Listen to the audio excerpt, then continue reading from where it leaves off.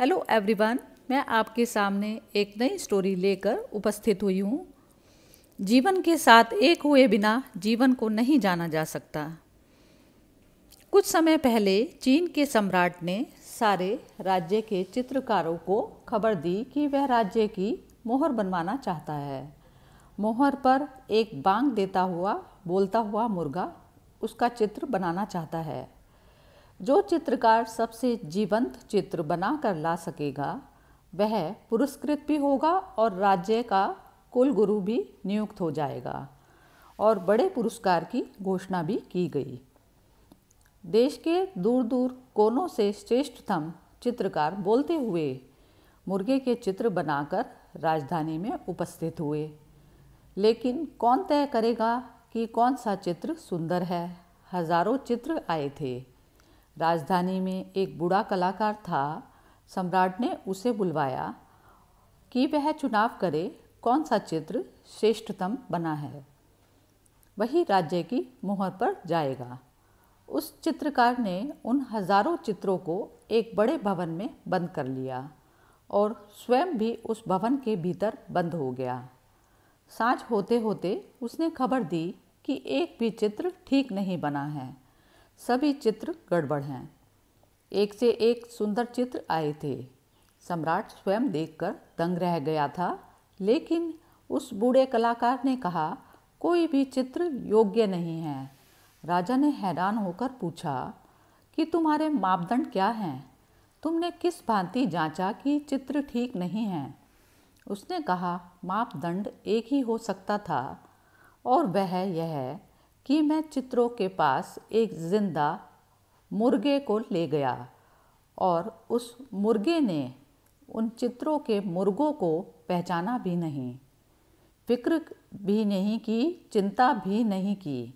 अगर वे मुर्गे जीवंत होते तो चित्रों में तो वह मुर्गा घबराता और बांग देता और भागता, लड़ने को तैयार हो जाता, लेकिन उसने उनको देखा तक नहीं।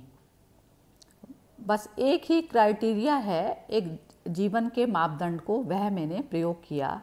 कोई भी चित्र मुर्गे स्वीकार नहीं करते कि चित्र मुर्गों के हैं। सम्राट ने कहा यह तो बड़ी मुसीबत हो गई। यह मैंने सोचा भी नहीं था कि मुर्गों की परीक्षा करवाई जाएगी चित्रों की। लेकिन उस बूढ़े कला गुरु ने कहा कि मुर्गों के सिवाय कौन पहचान सकता है कि चित्र मुर्गे का है या नहीं। राजा ने कहा फिर अब तुम ही चित्र बनाओ। उस बूढ़े ने कहा बड़ी कठिन बात है। इस बुढ़ापे में मुर्गे के चित्र बनाना मेरे लिए बहुत कठिन है। सम्राट ने कहा तुम इतने बड़े कलाकार एक मुर्गे का भी चित्र नहीं बना सकोगे। उस बूढ़े ने कहा मुर्गे का चित्र तो बहुत जल्दी बन जाए, लेकिन मुझे मुर्गा होना पड़ेगा। उसके पहले चित्र बनाना बहुत कठिन है। राजा ने कहा कुछ भी करो। उस बूढ़े ने कहा कम से कम 3 वर्ष लग जाएंगे। पता नहीं मैं जीवित बचूं या मर जाऊं। उसे 3 वर्ष के लिए राजधानी की तरफ से व्यवस्था कर दी गई और वह बूढ़ा जंगल में चला गया। 6 महीने बाद राजा के लोगों को भेजा कि पता लगाओ उस पागल का क्या हुआ, वह क्या कर रहा है। लोग गए। वह बूढ़ा जंगली मुर्गों के पास बैठा हुआ था। 1 वर्ष बीत गया। फिर लोग भेजे गए।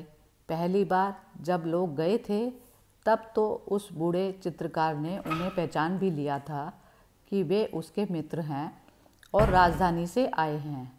जब दोबारा वे लोग गए तो वह बूढ़ा करीब करीब मुर्गा हो चुका था।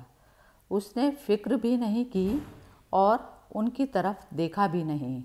वह मुर्गों के पास ही बैठा रहा। 2 वर्ष बीत गए, 3 वर्ष पूरे हो गए।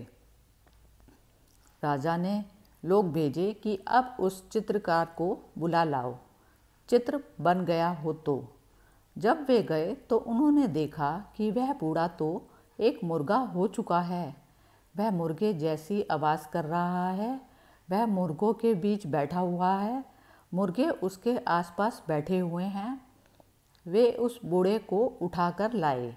राजधानी में पहुंचा, दरबार में पहुंचा। राजा ने कहा चित्र कहाँ हैं?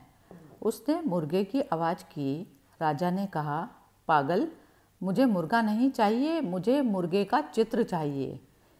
तुम मुर्गे होकर आ गए हो, चित्र कहाँ है? उस बूढ़े ने कहा, चित्र तो अभी बन जाएगा, सामान बुला लें, मैं चित्र बना दूं। और उसने घड़ी भर में चित्र बना दिया। और जब मुर्गे कमरे के भीतर लाए गए तो उस चित्र को देखकर मुर्गे डर गए और कमरे के बाहर भागे। राजा ने कहा, क्या जादू किया है इस चित्र में तुमने? उस बूढ़े ने कहा, पहले मुझे मुर्गा हो जाना जरूरी था, तभी मैं मुर्गे को निर्मित कर सकता था। मुझे मुर्गे को भीतर से जानना पड़ा कि वह क्या होता है, और जब तक मैं आत्मसात ना हो जाऊं, मुर्गे के साथ एक ना हो जाऊं, तब तक कैसे जान सकता हूं कि मुर्गा भीतर से क्या है, उसकी आत्मा क्या है। आत्मा के एकत्व के बिना, जीवन के साथ एक हुए बिना, जीवन के प्राण को, जीवन की आत्मा को बिल्कुल भी नहीं जाना जा सकता। जीवन का प्राण ही प्रभु है, वही सत्य है। जीवन के साथ एक हुए बिना कोई रास्ता नहीं है कि कोई जीवन को जान सके। मुझे आशा है आपको ये स्टोरी पसंद आई होगी। फिर मिलेंगे दूसरी स्टोरी के साथ। Good bye.